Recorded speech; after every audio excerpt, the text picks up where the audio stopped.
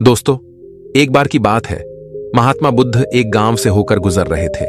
उस गांव में एक तालाब था। महात्मा बुद्ध और उनके सभी शिष्य तालाब के पास आकर रुक गए। तभी वहां पर एक लड़का अपनी मां के साथ पानी भरने आया। उस लड़के की नजर महात्मा बुद्ध पर पड़ी। वो महात्मा बुद्ध को पहले से ही जानता था। वह जानता था कि महात्मा बुद्ध बहुत ज्ञानी है और वो सभी के प्रश्नों का उत्तर देते। वह तुरंत ही महात्मा बुद्ध के पास पहुंचा। उसने महात्मा बुद्ध को प्रणाम किया और कहा, हे बुद्ध, मैं अपने जीवन में कुछ बहुत बड़ा करना चाहता हूं, लेकिन जब भी मैं कुछ करना चाहता हूं तो वो मुझसे संपूर्ण तरह से नहीं हो पाता। मुझे तो कुछ समझ ही नहीं आता कि आखिर में क्या गलती कर रहा हूं। इसलिए मैं आज आपसे यही प्रश्न पूछने आया कि लक्ष्य को पाने के लिए ऐसी कौन सी कठिनाइयां हैं जो हमें पार करनी होगी। महात्मा बुद्ध उस लड़के को देखकर मुस्कुराने लगे और उस लड़के से कहते हैं, जब तक तुम अपने लक्ष्य की ओर कदम नहीं बढ़ाओगे तब तक सफलता से जुड़ा हुआ हर एक प्रश्न, हर एक उत्तर अधूरा है। महात्मा बुद्ध इतना कहकर अपने सभी शिष्यों के साथ वहां से आगे की ओर चल पड़े। वो लड़का भी अपनी मां के साथ वापस अपने घर लौट आया। अगले दिन जब वो लड़का अपनी मां के साथ वापस उस तालाब पर पानी भरने आया तो उसने देखा कि तालाब में जो कमल की केवल कलियां थी, आज वो पूरी तरह से खिल चुकी है और पूरे के पूरे तालाब में केवल कमल के फूल ही नजर आ रहे। उस लड़के की मां को अपनी आंखों पर यकीन नहीं हो रहा था। उस पर उसकी मां कहती है, बेमौसम इतने सारे फूल एक साथ खिलना, ऐसी घटना तो मैंने आज तक नहीं सुनी। ऐसा अवश्य ही महात्मा बुद्ध के यहां पर आने के कारण हुआ है, अर्थात ये उनका ही प्रभाव है। ये सुन वो लड़का सोच में पड़ गया। उसने तुरंत ही तालाब से एक कमल का फूल तोड़ा और मन ही मन ये सोचने लगा, यदि यह महात्मा बुद्ध के प्रभाव के कारण हुआ है तो मुझे अवश्य ही महात्मा बुद्ध से मिलना चाहिए। शायद हो सकता है कि वो मुझे कुछ प्रेरणा देना चाहते हैं। ऐसा सोचते सोचते उस लड़के ने यह भी मन बना लिया कि वह महात्मा बुद्ध से अवश्य मिलेगा। और साथ ही उसके मन में महात्मा बुद्ध की वो आवाज गूंज रही थी कि जब तक तुम लक्ष्य की ओर कदम ही नहीं बढ़ाओगे तब तक सफलता से जुड़ा हर प्रश्न, हर उत्तर अधूरा है। तभी उस लड़के ने वह कमल का फूल एक छोटे से मटके में रख लिया और उसने मन ही मन यह मन बना लिया कि वह महात्मा बुद्ध से मिलकर रहेगा और उसके मन में जो भी प्रश्न है वह उनसे उनके उत्तर जानकर रहेगा। उस लड़के ने तुरंत ही अपनी मां से कहा, मां, मैं महात्मा बुद्ध से मिलने जा रहा हूं। वो अब तक बहुत आगे नहीं निकले होंगे। यदि मैं जल्दी जल्दी चलूंगा तो एक दिन में उन तक पहुंच ही जाऊंगा और फिर एक दो दिन में मिलकर मैं वापस घर लौट आऊंगा। उसकी मां ने उसे समझाने की कोशिश की, लेकिन वो लड़का नहीं माना। वो तुरंत सफर की ओर निकल पड़ा। वो मार्ग पर तेजी से आगे बढ़ रहा था। जल्दी जल्दी चलते हुए उसने बहुत कम समय में अपना गांव पार कर लिया, लेकिन अब इसी कारण वो थकने भी लगा था और उसकी रफ्तार भी धीमी पड़ रही थी। उस लड़के का जोश भी अब खत्म होता जा रहा था। धीरे धीरे चलते चलते वह जंगल के रास्ते आ पहुंचा और जंगल को देखकर उसके मन में एक डर उत्पन्न हुआ। उसने सोचा कि मैंने आज तक कभी जंगल पार नहीं किया है और इस जंगल में तो कई जंगली जानवर भी हैं।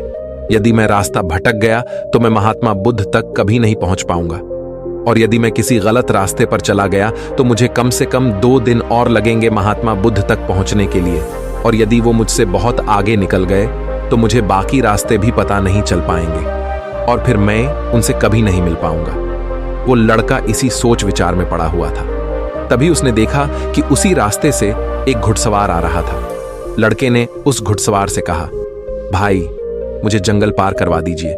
मुझे महात्मा बुद्ध से मिलना है।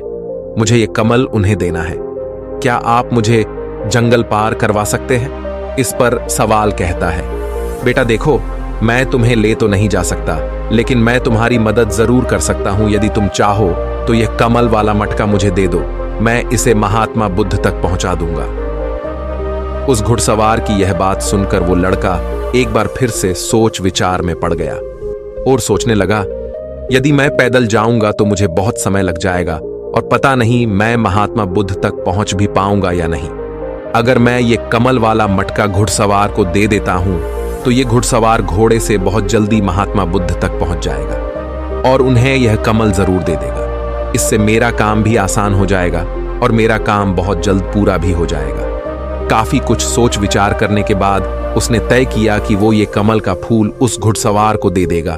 ये सोचकर उस मटके को उस घुड़सवार को थमाने ही वाला था कि तभी उसे याद आया कि इस कमल के पीछे उसका क्या उद्देश्य है, वो किस मकसद से इस कमल को महात्मा बुद्ध के पास ले जा रहा है। तभी उस लड़के के मन में एक और विचार उत्पन्न हुआ, यदि मैं इस कमाल को लेकर महात्मा बुद्ध तक नहीं पहुंचा तो फिर मेरा जो प्रश्न है मैं उनके उत्तर कैसे जान पाऊंगा। और हो सकता है कि मुझे मेरे जीवन में बस ये एक ही मौका मिला है जिसमें मैं महात्मा बुद्ध से मिल सकता हूं और अपने सभी प्रश्नों के उत्तर पा सकता हूं।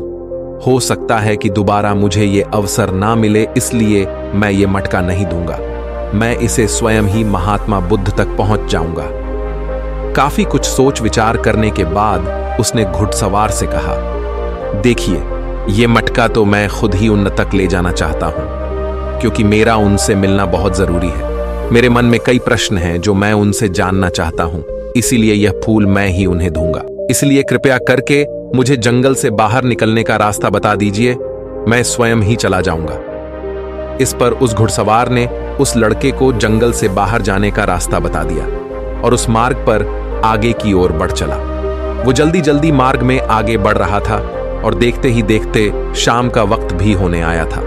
तभी उस लड़के के मन में एक और विचार आया और वो ये सोचने लगा, यदि शाम के वक्त मैं इस जंगल में भटक गया तो मेरा क्या होगा?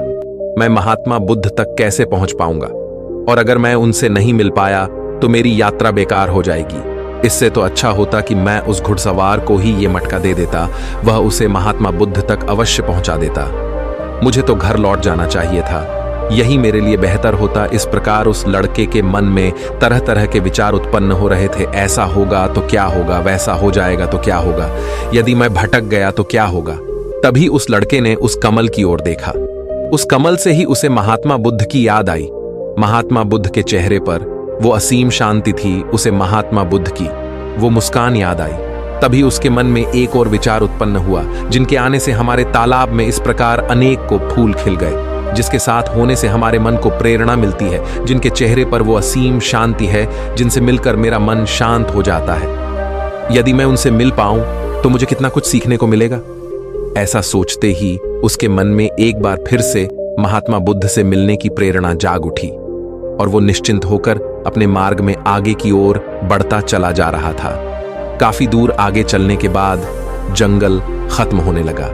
तब उसने महसूस किया कि जब जब वो अपनी इस यात्रा का उद्देश्य याद करता है, जब ये याद करता है कि वो महात्मा बुद्ध से क्यों मिलना चाहता है, तब तक उसके राह की मुश्किलें कम होने लगती हैं।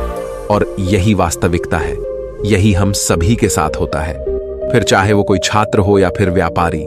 जब जब इंसान खुद पर शक करता है, खुद पर संदेह करता है, तब तक वह रुकावटें बड़ा रूप ले लेती है। और जब हम अपने लक्ष्य को याद रखते हैं, अर्थात अपना उद्देश्य याद रखते हैं, तब तक वो रुकावटें हमारे सामने छोटी पड़ जाती है और हम उसे आसानी से पार करके अपने लक्ष्य की ओर आगे बढ़ चलते। इस पर उस लड़के ने यह महसूस किया कि उसे अपना लक्ष्य याद रखना है, उसे अपना उद्देश्य याद रखना है और छोटे छोटे कदमों से आगे की ओर बढ़ते जाना है। उसके बाद उस लड़के ने सारी चिंताएं छोड़ दी, वह केवल सफर पे आगे की ओर बढ़ता जा रहा था। लेकिन इस बीच वो चलते चलते काफी थक चुका था और जैसे ही उसने जंगल पार किया, तभी जंगल के ऊपर उसे एक छोटी सी कुटिया नजर आई। वहां पर एक सुंदर स्त्री रहती थी। लड़का काफी थक चुका था और उसे बहुत जोरों की प्यास लगी थी। वो लड़का उस कुटिया में गया, वहां पर उस स्त्री से उसने पानी मांगा। इस बार उस स्त्री ने उस लड़के को पानी पिलाया। तभी वह स्त्री उस लड़के से कहती है, आखिर तुम महात्मा बुद्ध से क्यों मिलना चाहते हो? इस पर वह लड़का कहता है, मेरे मन में कुछ प्रश्न हैं और मैं उन प्रश्नों का उत्तर जानना चाहता हूं और मेरे पास केवल ये एक ही अवसर है, इसलिए मुझे उनसे मिलना ही है। वह लड़का उसी तरह से अपनी बातें कर ही रहा था। उधर दूसरी तरफ उस स्त्री के मन में उस लड़के के प्रति प्रेम जाग रहा था कि उस लड़के को पसंद करने लगी थी। वो लड़की उस लड़के को रोकना चाहती थी। वो उससे कहती है, आज की रात तुम यहीं रुक जाओ, वैसे भी शाम होने को है और बहुत जल्द रात भी हो जाएगी। ऐसे में तुम कहाँ जाओगे? इससे अच्छा है आज तुम यहीं पर रुक जाओ। आज हमारे बगल में ही शादी है, वहां पर नाच गाना होगा, खाना पीना होगा, बहुत मजा आएगा। इसीलिए आज रात तुम यहीं पर रुक जाओ। उस स्त्री के मुख से यह सुनकर वो लड़का यह समझ चुका था कि यह स्त्री मुझे पसंद करती है और वह बहुत सुंदर भी है। उसकी सुंदरता को निहारते हुए वो लड़का मन ही मन ये सोच रहा था कि यदि मैं इस तरह से दोस्ती कर लूं तो मेरा जीवन तो समझ जाएगा, मुझे जीवन का मजा आ जाएगा, और वैसे भी आज रात तक तो मैं महात्मा बुद्ध से मिल भी नहीं पाऊंगा, तो क्यों ना मैं यहीं पर रुक जाऊं। तभी उस लड़के ने जवाब देते हुए कहा, मैं कुछ देर में सोच कर बताता हूं। लड़का इस विषय पर सोच ही रहा था कि तभी उसके मन में एक बार फिर से महात्मा बुद्ध की वो बात याद आ गई और उसे यह एहसास हुआ कि मैं इतनी दूर से यहां पर क्यों आया हूं। उसने मन ही मन खुद से प्रश्न किया, क्या मैं यहां पर इतनी दूर इस लड़की से मित्रता करने आया था? नहीं नहीं, ये मेरी मित्र नहीं बन सकती। क्या भरोसा आज को इसका मन मुझ पर आया है और कल को किसी और पर आ गया तो मैं क्या करूंगा। लड़के ने तुरंत ही उस कमल की ओर देखा, तभी उसे उसका उद्देश्य याद आ गया और उसने तुरंत ही यह निर्णय लिया कि वह आगे की ओर बढ़ेगा। उसने उस लड़की को साफ साफ मना कर दिया और अपने मार्ग की ओर आगे बढ़ चला। जब वो आगे की ओर जा रहा था तभी उसे अपने इस निर्णय पर अफसोस हो रहा था। उसे ऐसा लग रहा था यदि उसे महात्मा बुद्ध ना मिले तो उसके हाथ से ये स्त्री भी चली जाएगी। इस बात का उसे बहुत मलाल था, लेकिन वह धीरे धीरे मार्ग में आगे बढ़ता गया। कुछ दूर आगे जाने के बाद जब उसका मन शांत हुआ तब उसे इस बात का एहसास हुआ कि यदि वह उस स्त्री के पास रुक जाता तो वह अपने उद्देश्य में कभी सफल नहीं हो पाता और उसकी ये यात्रा बेकार हो जाती, उसकी इतनी मेहनत व्यर्थ हो जाती। और तब उसे एक और चीज का एहसास हुआ कि जो भी व्यक्ति या फिर वस्तु हमें अपने उद्देश्य से भटकाने का प्रयास करे, हमें उससे तुरंत ही दूर हो जाना चाहिए। हमें अपना उद्देश्य याद रखना चाहिए कि हमने ये सफर क्यों शुरू किया था और हम अपनी मंजिल पर क्यों पहुंचना चाहते हैं। वो लड़का ये सब सोच विचार कर आगे की ओर बढ़ता जा रहा था। रात्रि का वक्त होने वाला था और वो लड़का तेजी से अपने मार्ग में आगे की ओर बढ़ता जा रहा था। तभी उसे मार्ग में एक बुजुर्ग व्यक्ति मिले। उसने उस बुजुर्ग व्यक्ति से पूछा, बाबा, मैं महात्मा बुद्ध से मिलना चाहता हूं और पिछले गांव में मुझे किसी ने बताया कि वो इसी मार्ग से आगे की ओर बढ़े थे। क्या आप मुझे बता सकते हैं वो किस तरफ गए हैं? इस पर वो बुजुर्ग व्यक्ति उस लड़के से कहते हैं, बेटा, तुमसे कोई गलती हो गई है, तुम्हें कोई गलतफहमी हुई है। यहां से कोई भी आरषि मुनि नहीं गए हैं। हो सकता है कि रास्ते में कोई और मोड़ हो जिस पर तुम्हारा ध्यान ना गया हो। वो आरषि मुनि उसी रास्ते से गए होंगे। ये सुन वो लड़का घबरा गया। अभी कुछ ही घंटों पहले तो मैंने उस बस्ती को पार किया था। यदि मैं वापस गया तो मैं बहुत पीछे हो जाऊंगा और अब तो अंधेरा भी होने को है। मेरे पास ना तो कोई रहने का कोई साधन है और ना ही खाने पीने का। मेरी तो पूरी यात्रा बेकार हो गई। मुझे तो लग रहा था कि मैं महात्मा बुद्ध से अवश्य मिल लूंगा, लेकिन अब लगता है कि यह मुमकिन नहीं है। मैं उनसे नहीं मिल पाऊंगा। इस प्रकार के कई विचार और उस लड़के के मन में उमड़ने लगे। वो लड़का खुद पर संदेह करने लगा। जैसे ही उसके मन में इस प्रकार के विचार उत्पन्न हुए, मानो उसके पैरों में किसी ने बेड़ियां डाल दी हो। वह बार बार केवल एक ही बात सोच रहा था कि आखिर वो मुझे क्यों नहीं दिखाई दिया।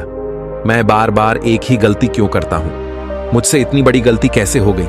ये सोचकर वो लड़का सर पकड़कर वहीं पर बैठ गया। कुछ देर तक तो उसे कुछ भी समझ नहीं आ रहा था। तभी उसे उसकी माँ की बात याद आई। उसकी माँ ने उस लड़के से कहा था, बेटा, हर गलती में सीख छुपी होती है जो हमारे जीवन को और भी बेहतर बनाती है। ये बात उसे याद आते ही उसका मन शांत होने लगा और देखते ही देखते उसका मन पूरी तरह से शांत हो चुका था। और वो लड़का बार बार अपने मन में अब एक ही बात दोहरा रहा था कि हर गलती में सीख छुपी हुई होती है और हमें वो और बेहतर बनाने आती है। उसने अपनी गलती को स्वीकार किया। वो कहने लगा, हाँ, मुझसे गलती हुई है। मैं जल्दीबाजी में बिना सोचे समझे बस मार्ग में आगे की ओर बढ़ता जा रहा था। जैसे जैसे लोगों ने कहा, मैं उसी तरह से आगे की ओर बढ़ता चला गया। उसके गलती स्वीकारते ही उसका मन पूरी तरह से शांत हो गया। उसकी निराशा अब आशा में बदल चुकी थी। वह एक पेड़ के नीचे बैठा हुआ था। तभी उसने देखा कि कुछ जानवर नदी से पानी पी रहे थे। ये सब देखकर उस लड़के को याद आया कि जब वह पहली बार महात्मा बुद्ध से मिला था तब पानी के पास ही मिला था, और महात्मा बुद्ध के साथ उनके कई शिष्य भी हैं, तो उन्हें पानी की तो आवश्यकता जरूर पड़ेगी। इस बात पर उस लड़के को तुरंत ये समझ में आ गया कि महात्मा बुद्ध भी उसी रास्ते से भ्रमण कर रहे होंगे। जिस रास्ते पर पानी होगा तभी उसने सोच विचार कर यह तय किया कि वापस जाने से अच्छा है क्यों ना मैं नदी के किनारे किनारे आगे की ओर बढ़ता रहा। ऐसा सोचते ही उसने तुरंत ही रास्ता बदल दिया और अब वह नदी के रास्ते आगे बढ़ने लगा। जैसे जैसे वो आगे बढ़ता जा रहा था उसका मन और भी हल्का होता जा रहा था, उसका मन और भी शांत होता जा रहा था। तब उसने अनुभव किया कि जब मन बहुत शांत होता है तो हमारा मन बहुत हल्का हो जाता है और जल्दबाजी नहीं करता और ना ही किसी में या खुद में कोई कमी निकालता है। हमारी बुद्धि पहले से बेहतर काम करने लग जाती है। तब उस लड़के ने इस बात का भी अनुभव किया कि खुद से शिकायत करना एक बहुत बड़ी कमी है जो हमें दुख की ओर ले जाती है।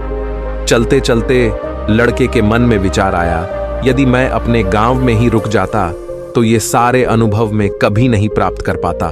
ऐसा सोचते सोचते वो मार्ग में आगे की ओर बढ़ रहा था। तभी उसे महात्मा बुद्ध के कुछ शिष्य नजर आए और उन्हें देखकर वो लड़का बहुत प्रसन्न हुआ। वो अपने मार्ग में और भी तेजी से आगे बढ़ने लगा और आखिरकार लगातार 2 दिनों का सफर तय करने के बाद वो महात्मा बुद्ध के पास पहुंच ही गया। वह तुरंत ही महात्मा बुद्ध के पास पहुंचा। उसने महात्मा बुद्ध को प्रणाम किया और उन्हें वो कमल का फूल भेंट कर दिया। इससे पहले वो लड़का कुछ कहता तभी महात्मा बुद्ध ने कहा, बहुत सुंदर, ये कमल पूरी तरह से खिल चुका है। 2 दिन पहले ही तुमने मुझसे पूछा था कि लक्ष्य को पूरा करने के लिए इंसान को कौन सी कठिनाइयों को पार करना पड़ता है, लेकिन 2 दिनों बाद तुमने बहुत सारे अनुभव प्राप्त कर लिए हैं। तुम्हारा ये धैर्य और ये मुस्कान देखकर लगता है कि तुमने इस यात्रा में बहुत कुछ सीखा है। इस पर उस लड़के ने यात्रा में घटित हुई हर एक बात महात्मा बुद्ध को बता दी। तभी महात्मा बुद्ध ने उस लड़के से कहा, तुम्हारे मन में जो भी प्रश्न है मैं उनके जवाब तुम्हें जरूर दूंगा। आगे महात्मा बुद्ध कहते हैं, बिना कोशिश के हर चीज जरूरी है। जब इंसान किसी लक्ष्य के लिए उस रास्ते पर चलता है तब सबसे पहले वह अपने अनुभव से ही सीखता है और जब धीरे धीरे उसका विवेक जागृत होने लगता है, उसकी बुद्धि काम करने लगती है, तब दूसरे के अनुभव और दूसरों की गलतियों से भी सीखने लगता है। जीवन में यदि सफल होना है, किसी लक्ष्य को प्राप्त करना है, तो सफलता का रहस्य से सीखने से पहले हमें उस रास्ते पर चलना पड़ता है। महात्मा बुद्ध आगे कहते हैं, किसी भी लक्ष्य को प्राप्त करने के लिए उस रास्ते में हमें 3 दिक्कतें आती है और इनका निवारण करने के बाद ही हम अपने लक्ष्य तक पहुंच पाते हैं। और तुमने भी वो 3 बातें सीख ली। पहला, अपने उद्देश्य को पहचान और उसके प्रति समर्पण करो। जैसे कि तुम ये कमल का फूल मुंह तक पहुंचाना चाहते थे और तुम्हारा उद्देश्य भी यही था। तुमने ये जान लिया था कि ये फूल मुझ तक पहुंचाने के लिए तुम्हारा क्या उद्देश्य है, जिस कारण तुम्हारे मन के सारे संदेह खत्म हो गए। इसके बाद जब भी तुम फूल को देखते थे तो तुम्हें अपना उद्देश्य से याद आ जाता। आगे महात्मा बुद्ध ने कहा, तुमने स्वयं के अनुभव से ही यह जान लिया कि अपनी मंजिल तक किस प्रकार हमें पहुंचना है और सब कुछ तुम्हारे भीतर से ही प्रकट हो रहा है। वह लड़का महात्मा बुद्ध की सारी बातें ध्यानपूर्वक सुनता रहा। तभी आगे महात्मा बुद्ध कहते हैं, तुम्हारे मन में कई प्रकार के डर और संशय थे। पता नहीं तुम मुझ तक पहुंच पाओगे या नहीं, पता नहीं तुम जंगल पार कर पाओगे या नहीं, क्योंकि तुमने आज से पहले कभी जंगल पार नहीं किया था और रास्ते में तुम्हें तरह तरह की रुकावटें भी झेलनी पड़ी।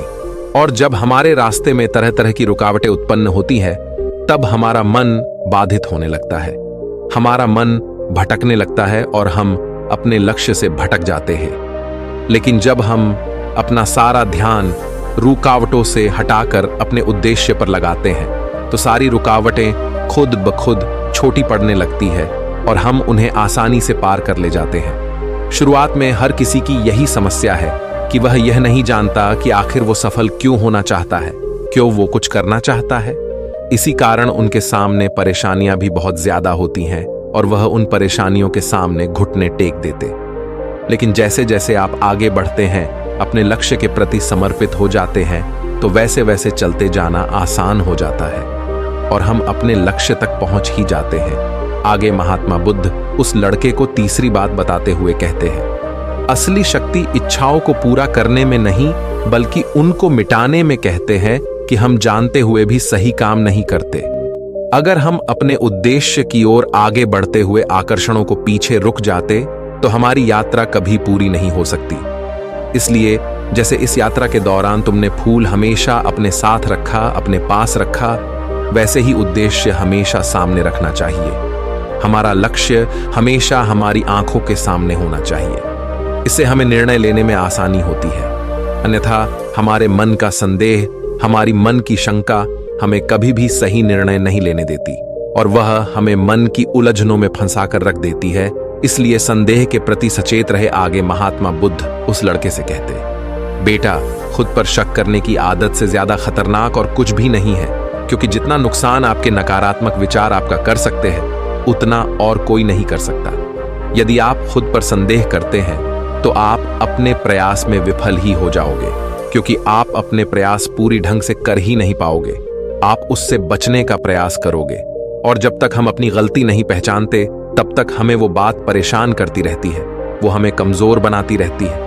हमारे मन में केवल एक ही विचार चलते रहते हैं कि आखिर हमसे ये गलती क्यों हुई, मैं इतना नादान, इतना कमजोर कैसे हो सकता हूं, और अगर मैं आज इतना कमजोर हूं, मैं आज उस काबिल नहीं हूं, तो मैं आगे चलकर क्या कर पाऊंगा। तो इसलिए अपने आप को यह याद दिलाओ कि हर गलती में सीख छुपी हुई है और उससे सीखकर ही हमें अनुभव मिलता है और उस अनुभव से ही हम अपने लक्ष्य तक पहुंच पाते हैं। सबसे पहले अपने मन को शांत करो, बुद्धि और विवेक का प्रयोग करो और उद्देश्य की तरफ आगे बढ़ते चलो। सिर्फ इसी तरह से आप किसी भी चुनौती का सामना कर सकते हैं और बड़े से बड़े लक्ष्य को भी आसानी से हासिल कर सकते हैं। इतना कहकर महात्मा बुद्ध शांत हो गए और उस लड़के को भी महात्मा बुद्ध की सारी बातें अच्छी तरह समझ में आ चुकी थी। उसे महात्मा बुद्ध को प्रणाम किया और पूरी रात वह उन्हीं के साथ रहा। अगली सुबह वह अपने घर की ओर लौट आए। दोस्तों, आपने आज के इस वीडियो से क्या सीखा वो मुझे आपको कमेंट में जरूर बताएगा। इसी के साथ मुझे उम्मीद है कि आपको आज की वीडियो जरूर पसंद आएगी। तो लाइक और शेयर करने के साथ चैनल को सब्सक्राइब और घंटी बटन को जरूर दबा दीजिएगा। तो चलिए फिर मिलते हैं ऐसे ही एक और वीडियो में। तब तक के लिए अपना ख्याल रखिए। धन्यवाद।